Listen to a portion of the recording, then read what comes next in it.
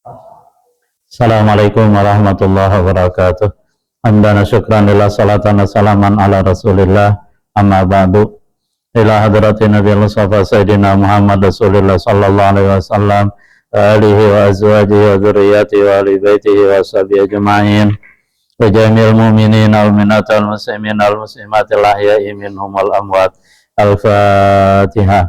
A'udzubillahi minasyaitonir rajim. Bismillahirrahmanirrahim. Alhamdulillahirabbil alamin arrahmanir rahim maliki yaumiddin. Iyyaka na'budu wa iyyaka nasta'in shiratal mustaqim. Shiratal ladzina an'amta 'alaihim ghairil maghdubi 'alaihim waladdallin.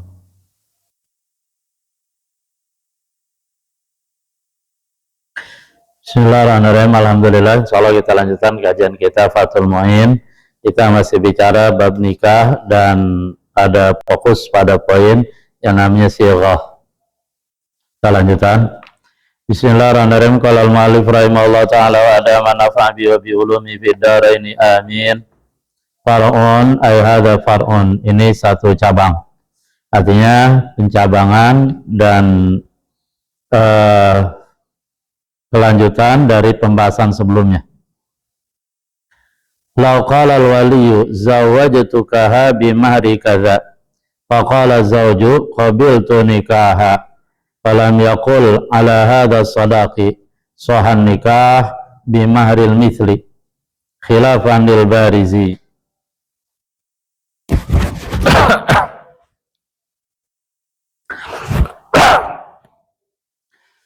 Lau qala al wali, seandainya seorang wali berkata, wali nikah maksudnya dia, bukan waliullah apalagi wali kelas, zawajtuka bimahri kadza, aku nikahkan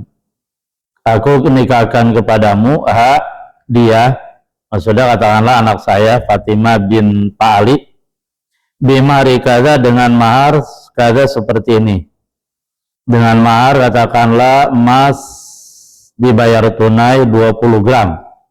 Faqala zawju, lalu calon suaminya berkata gini, qabiltu nikaha, aku terima nikahnya. Falam yaqul, dan dia tidak mengatakan lebih lanjut, ala hadza sadaqi, atas hadza sadaq, ini mas kawin. Dan memang yang lengkap dalam ijab qabul tuh wali bilang gini, angkatuka wa zawwajtuka binti Fatimah bin Pak Ali, katakanlah ya, bimahri ishrina ghiraman minaz-zahab naqdan, aku nikahkan kamu dengan putriku bla bla bla bla dengan mahar 20 gram emas dibayar tunai. Lalu kemudian calon suami dalam qabul mengatakan begini, qabiltu nikah wa tazwijaha bil mahril mazkur naqdan, aku terima nikahnya dengan mahar yang tersebut tadi kontan. Itu lengkap tuh dan itu sah ya. Nah sekarang permasalahan begini, seorang wali menyebutkan besaran mahar, tetapi calon suaminya tidak menyebutkan maharnya gitu. Sehingga seorang wali bilang ini, zawwajtuka bimahri kadza, aku nikahkan engkau wahai Ananda siapa gitu ya, dengan putriku Maryam bin Pak Ali misalkan, dengan mahar 20 gram emas dibayar tunai gitu ya. Ternyata calon suami cuma bilang begini, qabiltu nikaha, aku terima nikahnya. Artinya calon suami tadi tidak menyebutkan mahar tersebut gitu ya. Nah itu permasalahannya, kira-kira nikahnya sah apa enggak gitu. Nikahnya sah atau tidak gitu. Dikatakan di sini sohan nikah, maka sahnya nikahnya sah, tetap sah nikahnya. Lah kan itu tadi maharnya tidak disebut. Nah nanti ketika mahar musamma tidak disebut, maka nanti nikahnya dianggap sah, tapi nanti maharnya mahar misil. Artinya yang diberikan oleh suami kepada istri bukan al-mahrul musamma, tapi mahar misil. Apa itu al-mahrul musamma, apa itu al-mahar misil, insya Allah nanti. Tapi secara umum saja, mahar misil itu mahar yang kisaran besarnya disamakan dengan status sosial wanita tadi, kecantikannya, status sosialnya, kemudian juga melihat dulu bibi-bibinya atau saudara-saudarinya, saudari yang lainnya ketika mereka menikah dikasih mahar berapa tuh gitu. Nah itu namanya mahar misil. Jadi kesimpulannya nikahnya sah walaupun nanti yang diberikan oleh suami tadi bukan al-mahril musamma tapi mahar misil gitu. Khilafanil Barizi, berbeda pandangan, berbeda dengan pendapat Imam Al-Barizi. Imam Al-Barizi mengatakan tidak sah nikahnya karena tidak ada tawafuk, tidak ada kesesuaian antara ijab dan qabul. Di mana tadi ijabnya lengkap, zawajatukaha bimahri isyrina giraman min zahab naqdan. Artinya disebutkan maharnya, tetapi suami dalam qabul cuma bilang qabil tu nikaha. Berarti kan tidak tawafuk, tidak sesuai antara ijab dan qabul. Sehingga menurut Imam Al-Barizi itu tidak sah. La yasiun nikah ma ta'liqin. Sekarang kaitannya menikah, akad nikah ijab tapi pakai ta'liq gitu ya. Ta'liq itu artinya dikaitkan dengan suatu kejadian. Kita baca. La yasiun nikah ma ta'liqin kal bai' bal aula likhtisasihi bimazidil ihtiyat. Tidak sah nikah beserta ta'liq. Jadi pernikahan yang pakai ta'liq itu tidak sah. Artinya ijab yang menggunakan ta'liq itu tidak sah. Hal baik seperti jual beli, sama jual beli juga nggak sah kalau pakai ta'liq. Misalkan saya bilang ini, saya jual kepada kamu penghapus ini, nanti kalau saudara saya dari Bogor sudah datang. Nah itu tidak sah jual belinya karena ada kata-kata ta'liq dikaitkan dengan kedatangan saudara saya dari Bogor, itu tidak sah. Artinya dalam jual beli itu ya harusnya ya selama-lamanya, pemindahan kepemilikan selama-lamanya dan tidak bisa ditaklik gitu. Karena kalau ditaklik nanti itu tidak pasti. Arti tidak pasti iya kalau saudara dari Bogor datang. Kalau dia nggak datang gimana? Iya ketika saudara Bogor katakanlah datang tetapi barangnya sudah turun harganya, sudah rusak dan seterusnya gitu. Nah dalam nikah itu juga tidak sah dengan taklik. Kalbai seperti jual beli, bal aula, bahkan taklik dalam ijab qabul nikah itu lebih utama. Artinya lebih utama dalam ketidaksahan dibandingkan jual beli. Jual beli tidak sah, yang pakai taklik apalagi akad nikah gitu. Kenapa? Likhtisasi bimazidil ihtiyat. Karena khususnya masalah pernikahan bimazidil ihtiyat dengan bonus kehati-hatian. Artinya kalau dalam jual beli aja harus hati-hati, apalagi dalam akad nikah itu harus lebih hati-hati lagi. Ya, soalnya kan niat awalnya ingin ingin menjadi suami istri seumur hidup, ingin menjadi teman seumur hidup. Bahkan kita doakan juga sampai akhirat nanti, ya. Mana sih contoh nikah pakai taklik? Kayaqulal abulil akhar. Seperti seorang ayah berkata kepada yang lain, artinya seorang ayah sebagai wali nikah, dia berkata kepada katakanlah seorang pria, misalkan Ahmad, gitu ya. Ayah dari Fatimah tadi bilang kepada Ahmad, in kanat binti tulliqat wa taddat faqad zawwajtukaha faqabila. Jika putriku tertalak, artinya jika putriku tuh yang sekarang masih berumah tangga, dia ditalak oleh suaminya gitu. Wa taddat, dan dia telah selesai masa iddah dari suami yang pertama tadi. Faqad zawwajtukaha, maka sungguh aku telah menikahkan kamu kepadanya. Faqabila, lalu Ahmad tadi dia bilang qabiltu nikaha dan seterusnya misalkan. Nah itu tidak satu karena pakai taklik ya. Karena dikaitkan dengan satu kejadian.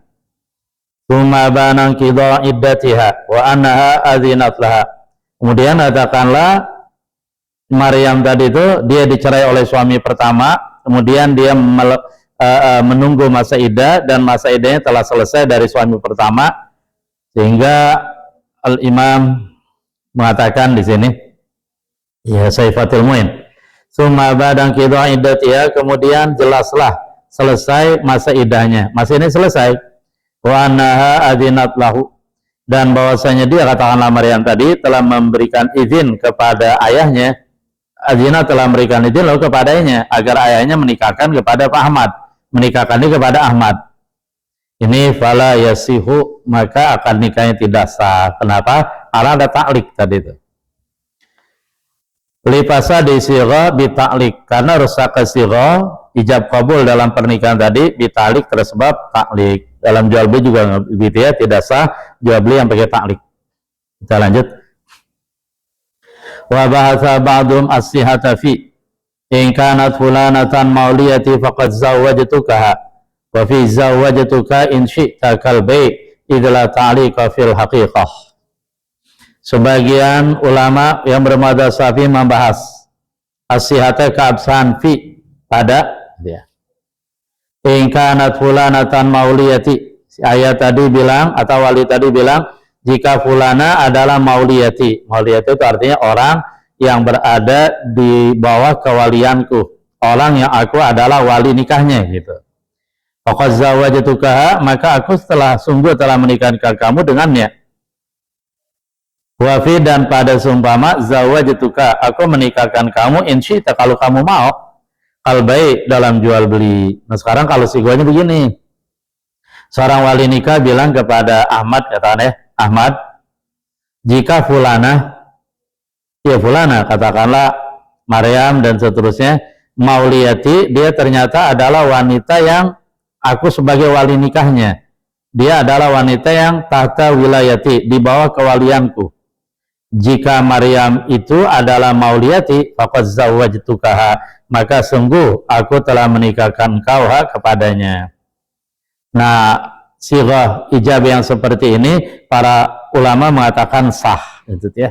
Walaupun di sana ada ta'lik, ingkanat gitu. Dikatakan sah gitu. Walaupun hakikatnya tidak ada ta'lik nanti. Tidak ada ta'lik ya. Walaupun zahirnya ada in gitu ya. Atau wali nikah tadi bilang, katakanlah kepada Ahmad, Ahmad, zawwajtuka in syi'ta, aku akan menikahkan kamu dengan Maryam kalau ente mau gitu. Hal baik sebagaimana dalam jual beli. Nah ini sah ya. Artinya sirah ucapan wali ijab yang seperti ini sah. Sebagaimana dalam jual beli juga sah ya. Apa alasannya sah? Idla ta'liqa fil haqiqah. Karena secara hakikat di sini tidak ada ta'lik. Tidak ada ta'lik. Tidak ada ta'lik di sini. Ini hanya tabarruk itu ya. Kelanjutan. Wala ma taqitin lin nikahi bi muddatin ma'lumatin aw majhulatin fayafsudu.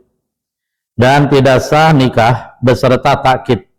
Takkid itu artinya pernikahan yang dibatasi waktu tertentu.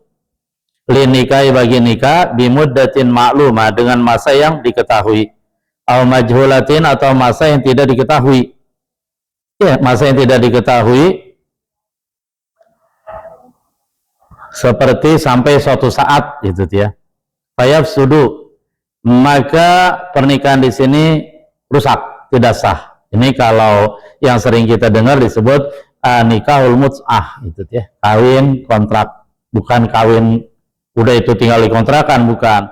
Kawin kontrak, artinya kawin yang tidak untuk selamanya, tapi untuk waktu tertentu. Nah ini nikahul mut'ah, hukumnya haram, gitu ya, nggak boleh. Kenapa? Lisihatin nahi an nikahil mut'ah, karena sahnya larangan dari Nabi an nikahil mut'ah terhadap nikah mut'ah. Karena Nabi SAW melarang nikah mut'ah. Ada satu penjelasan di sini, saya bacakan ya. Wafil Bujairimi wal hasilu ana nikah mut'ah kana mubaha. Disebutkan dalam kitab Al-Bujairimi bahwa dulunya di awal Islam nikah mut'ah itu boleh. Tsumma nusikha yauma Khaibar. Kemudian nikah mut'ah dinasah, artinya tidak dibolehkan pada saat terjadi peperangan Khaibar. Tsumma ubiha yaumal Fatah. Kemudian nikah mut'ah dibolehkan lagi pada saat terjadi Fatu Makkah. Tsumma nusikha fi ayamil Fatah. Kemudian masih masa periode Fatu Mekah, ternyata nikah mut'ah dinasah lagi, nggak boleh lagi, dan kemudian menjadi haram selamanya sampai hari kiamat. Itu mana sih dalilnya? Dalilnya para sebagian sahabat berkata, Ra'aitu Rasulullah SAW qaiman baina rukni wal bab. Aku melihat Rasulullah SAW berdiri antara rukun dan bab, maksudnya babul Ka'bah, pintu Ka'bah, berarti rukun Hajar Aswad. Wa huwa yaqulu, dan Rasulullah bersabda, ayuhan nas, wahai manusia seluruhnya, inni kuntu adzintu lakum fil istimta', sesungguhnya dulu aku mengizinkan kalian untuk melakukan nikah mut'ah. Ala, ketahuilah, wa inna Allah harrama ila yaumil qiyamah, dan sesungguhnya Allah saat ini mengharamkan nikah mut'ah sampai hari kiamat. Gitu. Berarti di sini terjadi yang namanya an-nahyu badal izni, larangan sesudah ada izin. Gitu. Nah, ketika terjadi larangan dan itu sesudah izin atau dulunya diizinkan kemudian dilarang, nah itu berarti haram. Gitu. Contoh misalkan gini, katakanlah pondok mengatakan kepada santri, untuk santri kelas 6 diizinkan untuk merokok, berarti kan ada izin tuh. Kemudian muncul keputusan pondok, ya walaupun ini apa ya, an-nizam al-mahadi ini itu, al-hukmu al-mahadi, tapi logikanya masuk ya. Kemudian pondok bikin keputusan, mulai tahun ini kelas 6 dilarang merokok. Ya sudah, kesimpulannya larangan sesudah izin atau dulu diizinkan kemudian sekarang dilarang, hukumnya haram. Gitu ya. Kita lanjut. Faman kana indahu minhunna syai' falyakhalli sabilaha wa la ta'khudhu mimma ataitumuhunna syai'a. Artinya sudah berlalu, biarin berlalu. Jangan dimulai lagi gitu. Artinya tidak boleh dimulai lagi. Yang sudah ya sudah gitu ya. Jangan dimulai lagi. Nah, itu hadis ayat Al-Qur'an adalah qad aflahal mu'minun nukta-nukta ila qalihi walladzina hum li furujihim hafizun, dan orang-orang yang menjaga bagi farji mereka, artinya tidak menyalurkan kebutuhan biologisnya, mereka jaga, illa ala azwajihim, kecuali pada istri mereka yang mereka nikahi secara sah, aw ma malakat aymanuhum, atau mereka salurkan kebutuhan biologis kepada budak-budak perempuan yang mereka miliki, fa innahum ghairu malumin, maka sesungguhnya mereka yang seperti ini yang hanya menyalurkan kebutuhan biologis kepada istri yang sah dan kepada budak perempuan yang dimiliki, itu tidak dicela. Artinya bagus, itu pas penyaluran yang tepat. Tetapi faman ibtagha wara'a dzalika faulaika humul adun, orang yang mencari selain itu, artinya menyalurkan kebutuhan biologis di luar selain kepada istri dan kepada budak-budak perempuan yang dimiliki, termasuk nikah mut'ah gitu. Faulaika humul adun, maka mereka orang-orang yang melampaui batas. Nah, para ulama memahami bahwa kata-kata faman ibtagha wara'a dzalika termasuk yang dimaksudkan di sana adalah nikah mut'ah gitu. Ada lanjutan nih tentang penjelasan nikah mut'ah. Wa huwa, dan nikah mut'ah al-muaqqat, itu pernikahan yang dibatasi waktunya. Walau bi alfi sanah, walaupun 1000 tahun tetap aja nikah mut'ah. Walaupun secara logika nggak mungkin lah umur kita sendiri nggak bakalan 1000 tahun. Artinya seandainya begini, seorang wali bilang kepada Ahmad, Ahmad, saya nikahkan kamu dengan putri saya Maryam bin Pak Ali dengan mahar 20 gram emas, dibayar kontan, pernikahan ini dibatasi waktunya 1000 tahun. Nah, itu termasuk nikah mut'ah, tidak sah. Kita lanjut. Walaysa minhu malau qala zawwajtukaha muddata hayatik aw hayatiha liana muqtadal aqdi. Walaysa minhu, dan tidak termasuk nikah muaqqat. Artinya bukan termasuk nikah mut'ah. Berarti yang kayak gini sana. Malau qala, seandainya seorang wali bilang kepada calon mempelai pria, zawwajtukaha, aku nikahkan kamu kepadanya, muddata hayatika, selama hidupmu, sepanjang hidupmu, au hayatiha, atau sepanjang hidupnya. Nah, ini sah ya, tidak termasuk nikah mut'ah. Kenapa? Li'anau muqtadal aqdi, karena sesungguhnya kata-kata zawwajtuka muddata hayatika muqtadal aqdi adalah yang dituntut oleh akad ya. Bal yabqa asaru ba'dal maut ya. Bahkan yabqa, tetap asaruhu, asar dari pernikahan ini ya. Malau qala zawwajtuka muddata hayatik, asarnya tetap ada. Artinya asarun nikah, pengaruh nikah, yaitu apa? Al-ghaslu wal irthu. Artinya ketika diantara salah satu suami istri tadi meninggal, maka bisa saling mewarisi gitu. Bisa saling warisi, dan juga suami boleh memandikan istri boleh mandikan suami. Kita lanjut ya.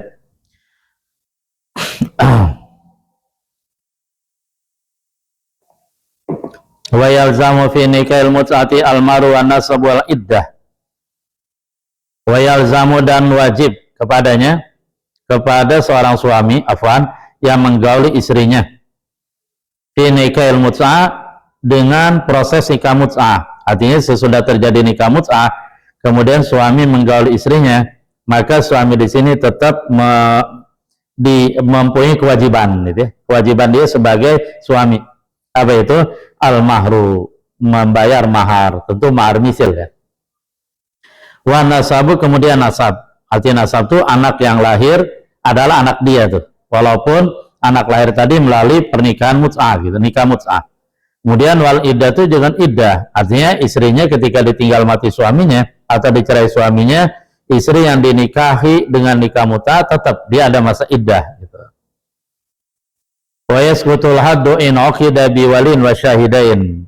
Nah, ketika nikah mut'ah tidak sah gitu ya, lalu apakah kemudian suami istri tadi dirajam, dihukumi had gitu, dia dihukumi had atau tidak gitu. Wa yasqutul haddu, dan gugur had, artinya laki-laki dan perempuan yang melakukan nikah mut'ah walaupun tidak sah ya, walaupun tidak sah tetapi mereka tidak terkena had, artinya tidak dirajam dan seterusnya, dengan catatan in uqida biwaliin wa syahidaini, jika dilaksanakan akad nikah mut'ah tadi dengan seorang wali dan 2 saksi. Artinya ketika seorang melakukan nikah mut'ah nih, si A dan si B ya, dan rukun-rukun pernikahannya lengkap, artinya ada walinya, ada 2 saksi, ada suami, ada istri, kemudian ada sighah tadi itu. Walaupun nikah mut'ah tadi tidak sah, tetapi mereka suami istri yang melakukan nikah mut'ah tadi tidak dihad, artinya tidak dihukum rajam dan seterusnya. Karena ini termasuk hal yang syubhat gitu ya. Fa in uqida baina wa bainal mar'ah wajib al-hadu in wati'a. Lalu jika diadakan akad nikah mut'ah tadi antara dia, katakanlah antara laki-laki tadi wa bainal mar'ah dan antara perempuan. Artinya gini, seandainya ada seorang laki dan perempuan, mereka melakukan nikah mut'ah, cuman walinya nggak ada, 2 saksi nggak ada, yang ada hanya dia dan calon istrinya gitu. Kemudian mereka nikah mut'ah ada tuh berdua, wajabal haddu, maka dalam ini wajib had karena dihukumi perzinahan. Tapi dengan catatan in wati'a, kalau suami tadi telah mewati istrinya. Saya ulang ya, ketika akad nikah mut'ah hanya diadakan oleh suami istri tadi, artinya nggak pakai wali, nggak pakai 2 saksi, kemudian suami tadi melakukan hubungan biologis, wajabal haddu, maka wajib had in wati'a, jika dia telah mewati istrinya jadi wajib had, jadi hukum had, kena had gitu ya. Kita lanjut. Wa haitsu wajabal haddu lam yasbutil mahru wala ma ba'dah, dan seandainya dalam posisi ini wajib had, lam yasbutil mahru, maka otomatis tidak tetap mahar, artinya suami tidak wajib bayar mahar, wala ma ba'dah, dan tidak tetap pula apa-apa yang sesudah mahar, yaitu nasab dan iddah. Berarti pada saat nikah mut'ah hanya dilakukan oleh suami istri tanpa wali dan 2 saksi, maka hukumnya perzinahan. Sehingga ketika yang laki suaminya tadi, yang nggak bisa disebut suami ya, katakanlah mereka telah menghubungan biologis, maka wajib had. Nah, ketika dalam hal ini wajib had, otomatis tidak ada kewajiban bayar mahar, otomatis nasab putus, iddah juga tidak ada. Lanjut lagi. Wa yanaqidu nikah bila dzikri marin fil aqdi, dan sah akad nikah tanpa menyebutkan mahar dalam akad. Balisanu dzikru fiha, tetapi disunahkan menyebutkan menyebutkan mahar fi pada akad. Ini mahar memang kewajiban suami, tetapi menyebutkan mahar dalam akad nikah hukumnya sunnah, penyebutannya gitu ya. Sehingga seandainya pernikahan dalam ijab qabul tadi tidak disebutkan mahar, tetap nikahnya sah gitu. Seandainya katakanlah suami bilang ini, ya Ahmad bin Fulan, zawajatuka binti Maryam bin Fa'ali gitu ya. Kemudian maharnya nggak disebutin tuh, maharnya nggak disebutkan. Lalu kemudian calon suami bilang qabiltu nikaha wa tazwijaha, kemudian maharnya nggak disebutkan. Nah, itu tetap sah walaupun nggak disebutan maharnya. Kenapa? Karena penyebutan mahar itu hukumnya hanya sunnah penyebutan ya. Tapi tetap maharnya nanti wajib diberikan oleh suami pada istrinya. Tidak yang disunahkan penyebutannya. Nah, seandainya nggak disebutin tuh mahar dalam akad nikah, wa kuriha ikhla'uhu anhu, dan dimakruhkan mengosongkan akad anu dari mahar. Artinya disunahkan ketika ijab qabul itu mahar disebutkan, dan seandainya tidak disebutkan nikahnya tetap dianggap sah, cuma dimakruhkan karena tidak dimakruhkan ketika tidak menyebutkan mahar gitu. Nah, akan tetapi ini terakhir, lau zawwaja amatahu bi abdihi lam yustahabba gitu ya. Seandainya seorang tuan menikahkan budak perempuannya dengan budak laki-lakinya, misalkan saya seorang tuan, saya punya budak banyak, diantaranya saya punya budak laki-laki, namanya katakanlah Bilal, saya juga punya budak perempuan, katakanlah namanya Inem. Nah, sekarang saya ingin menikahkan siapa tadi, Bilal dengan Inem. Bilal budak laki-laki milik saya, Inem budak perempuan milik saya. Lam yustahabba, maka tidak dianjurkan, tidak disunahkan menyebutkan mahar, karena nggak ada faedahnya. Bahkan di sini bilang, idza faidata fi fa in la yathbutu rasada abi syai fala hajata ila dzikri. Ya gimana? Ya nggak ada faedahnya, buat apa disebutin? Toh pada akhirnya kan budak tadi itu harta dan diri mereka dua-duanya adalah milik tuannya. Alhamdulillah selesai bicara tentang sirah akad nikah, termasuk pernikahan mata'liq, pernikahan mataqid, dan seterusnya. Insyaallah pada pertemuan berikut kita akan bicara tentang syarat-syarat seorang wanita yang dia sah dinikahi oleh seorang pria. Sehingga musannif bilang, wa syurita fi zaujati ail mankuhati khuluwun min nikahin wa iddatin. Mohon maaf atas segala kekurangan, yang benar dari Allah, yang salah dari kebadan saya sendiri. Alafa minkum, subhanallah bihamdi, subhanakallah bihamdika, asyhadu an la ilaha illa anta astaghfiruka wa atubu ilaik. Walhamdulillahirabbil alamin. Alafa minkum. Assalamualaikum warahmatullahi wabarakatuh.